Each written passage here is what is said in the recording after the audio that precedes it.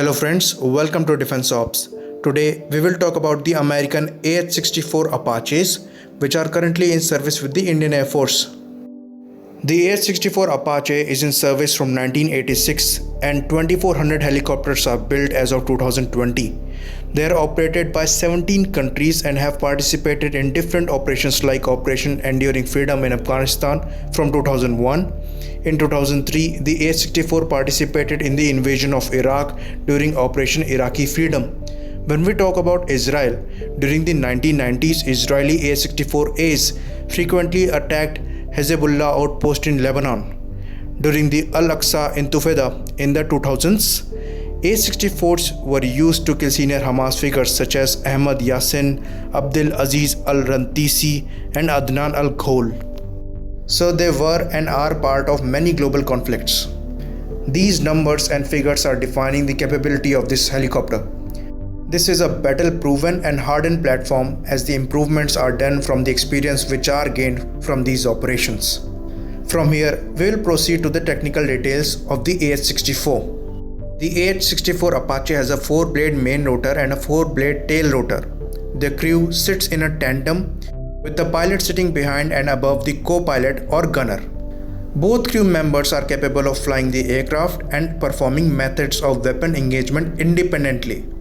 The engine which is on board the helicopter is the General Electric T700 turboshaft engine, with different variants having different versions of engines. The earlier models AH-64A to even D were using GE T700 701 engines producing 1700 shaft horsepower. Then came the GE T700 701C engine with power output of around 1900 shaft horsepower, which actually replaced the old engines on the older models. The most latest of them all is the T700 701D, producing 2000 shaft horsepower, which is onboard AH-64E and is operational with the Indian Air Force. The crew compartment has shielding between the cockpits, such that at least one crew member can survive hits. The compartment and the rotor blades are designed to sustain a hit from 23mm rounds. The airframe includes some 1100 kg of protection and has a self-sealing fuel system to protect against ballistic projectiles. The aircraft was designed to meet the crashworthiness requirements of Military Standard 1290, which was achieved through incorporation of increased structural strength, crashworthy landing gear, seats and fuel system. So when temperature is 15 degrees Celsius, the AH-64 has a vertical rate of climb of 541 meter per minute and a service ceiling of 6400 meters. However, on a normal day, when temperature are 21 degrees Celsius, its vertical rate of climb is reduced to 486 meter per minute and service ceiling is reduced to 5900 meters due to less dense air. Imagine what will happen in Ladakh. These numbers will drastically come down as the air is thinned. So we can figure out that the maximum service ceiling will be less than or equal to 5000 meters. Talking about our own LCH helicopters, during high altitude trials, the helicopter was capable of flying at an altitude of 5000 meters with optimum fuel and payload. So from here, we will proceed to avionics. This was the first helicopter to use the Integrated Helmet and Display Sighting System or IHADSS. Among its capabilities, either the pilot or gunner can slave the helicopter's 30mm automatic M230 chain gun to their helmet, making the gun track head movements to point where they look. The M230E1 can be alternatively fixed to a lock forward firing position or controlled via the Target Acquisition and Designation System or TADS. A newer system is developed by the Lockheed Martin for the TADS system upgrade known as the Apache Arrowhead or Modernized Target Acquisition and Designation Sight/Pilot Night Vision Sensor or MTADS/PNVS. It uses second generation long wave forward looking infrared sensors with 3 fields of view: a charged coupled device TV camera, dual field of view pilotage FLIR, electronic zoom, target tracker and auto board sight. Using VN sight imagery blended with the standard MPNVS forward-looking infrared imagery, pilots can see lighting that was previously invisible in low light conditions. This includes laser markers, beacons, and tracer rounds, which were not accurately registered with the thermal image over the full sensor field of view. To sum up, we can say that the situational awareness has improved by many folds.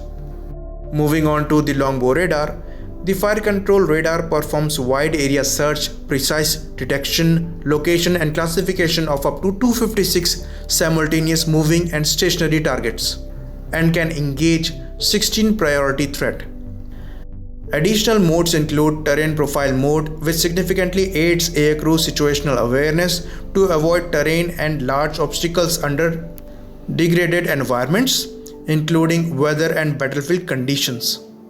In addition to the new maritime targeting mode, other significant advanced capabilities provided to the AS-64E included doubling targeting detection range from the original 8 km to 16 km.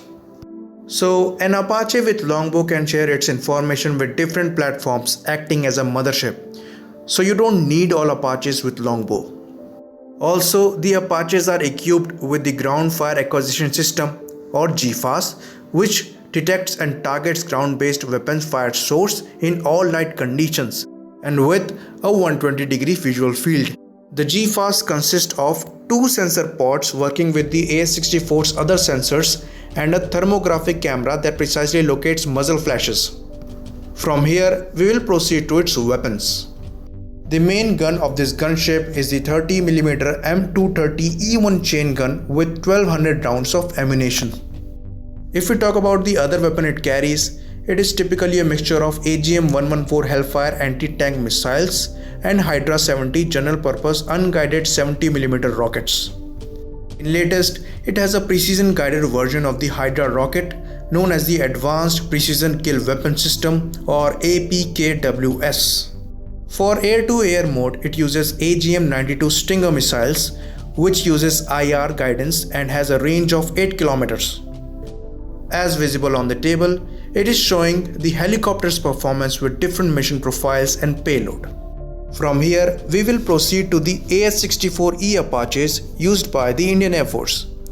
On 21st February 2013, the 1st Battalion, 229th Aviation Regiment at Joint Base Louis McCord became the first US Army unit to field the AS-64E Apache Guardian. A total of 24 AS-64E were received by mid-2013. On 27th November 2013, the AS-64E achieved initial operation capability. In March 2014, the 1st 229th Attack Reconnaissance Battalion deployed 24 AS-64E to Afghanistan in the type's first combat deployment. From April through September 2014, AS-64E in combat maintained an 88% readiness rate. The unit's deployment ended in November 2014 with the AS-64E accumulating 11,000 flight hours, each helicopter averaging 66 hours per month. The AS-64E flies 32 km per hour faster than the AS-64D, cutting response time by 57%. And has better fuel efficiency, increasing time on station from 2.5 to 3 hours, 3 to 3.5 hours. AS-64E also worked with medium and large unmanned aerial vehicles to find targets and maintain positive ID, conducting 60% of the unit's direct fire engagement in conjunction with the UAVs.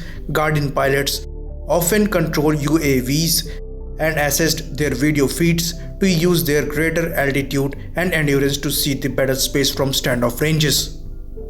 So, according to a latest report, India is planning to buy 30 UAVs from US for $6 billion, which will be able to work with our Apaches. On this note, we would like to end it here. Like, subscribe, share. Jai Hind.